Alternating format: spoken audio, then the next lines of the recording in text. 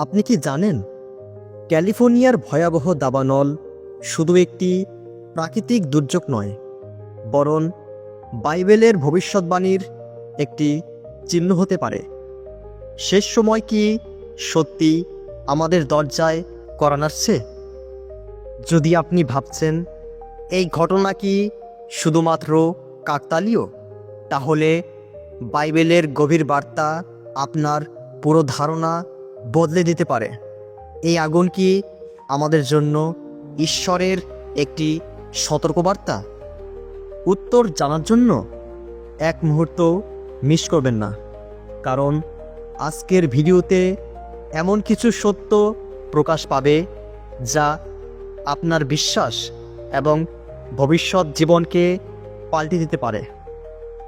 প্রতি বছর ক্যালিফোর্নিয়ার দাবানলগুলো ব্যাপক ক্ষয়ক্ষতি ও ধ্বংসের কারণ হয়ে দাঁড়ায়।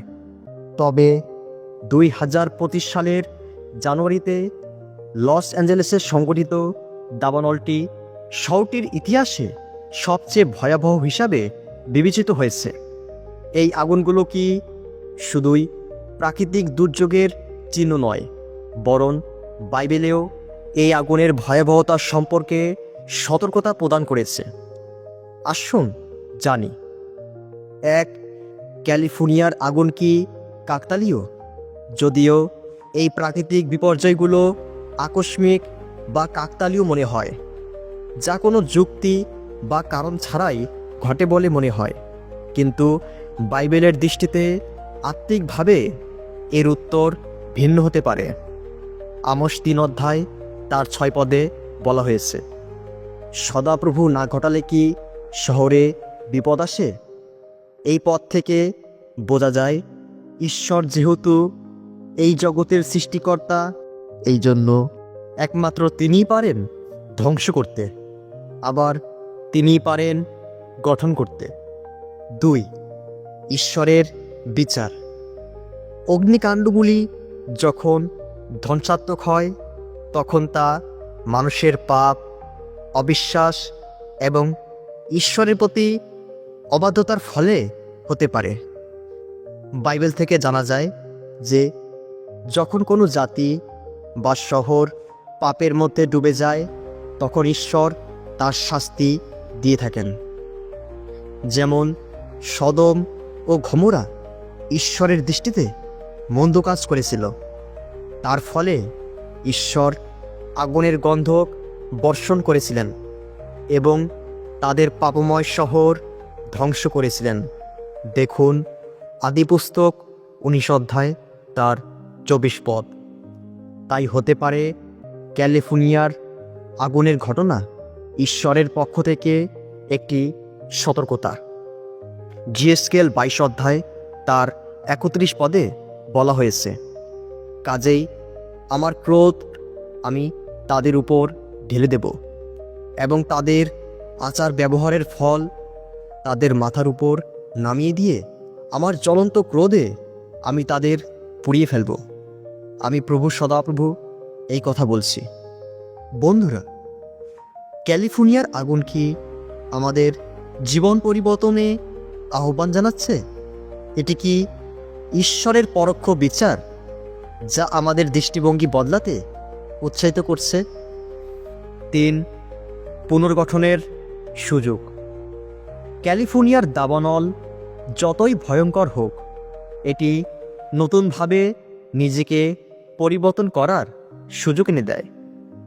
বাইবেল অনুযায়ী যদি আমরা ঈশ্বরের কাছে ফিরে আসি, তাহলে তিনি নতুন করে আমাদের গড়ে তুলবেন। জিরুমীয় 18 অধ্যায় 1 থেকে তার 10 পদ অনুযায়ী, কুমার যেমন মাটি দিয়ে তার নিজের ইচ্ছামতো পাত্র তৈরি করে, ঠিক তেমনি করে ঈশ্বর কুমারের মতো মানুষের সাথে ব্যবহার করেন, যেন তারা ঈশ্বরের কাছে ফিরে আসে। এই বাণীগুলির মধ্যে ঈশ্বরের মহান করুণা এবং ক্ষমার বার্তা রয়েছে। তা হলো, আজ যারা পাপের মধ্যে রয়েছে তারা যেন পাপ থেকে মন ফিরিয়ে যিশুর কাছে আসে।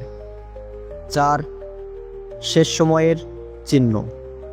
বাইবেল স্পষ্টভাবে শেষ সময়ের সংকেতগুলোর কথা বলে।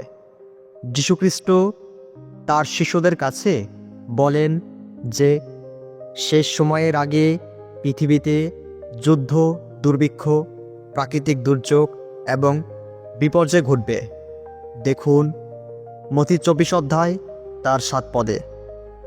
বর্তমান সময়ে ক্যালিফোর্নিয়ার দাবানলের মতো প্রাকৃতিক দুর্যোগের মধ্যে তা পূর্ণতা পাচ্ছে।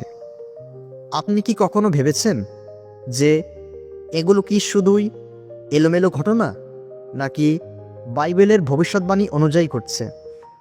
5.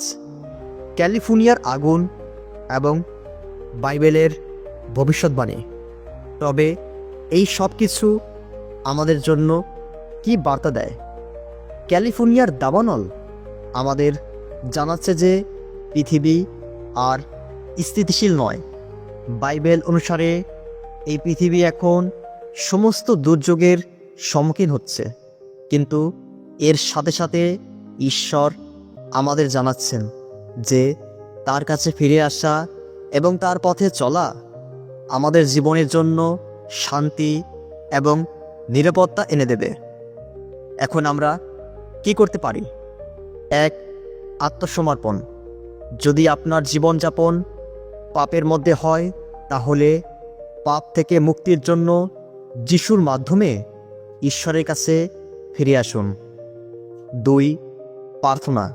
ক্যালিফোর্নিয়ার দাবানলের জন্য প্রার্থনা করুন, যাতে সেখানে আশ্রিত মানুষেরা শান্তি এবং সুরক্ষা পায়।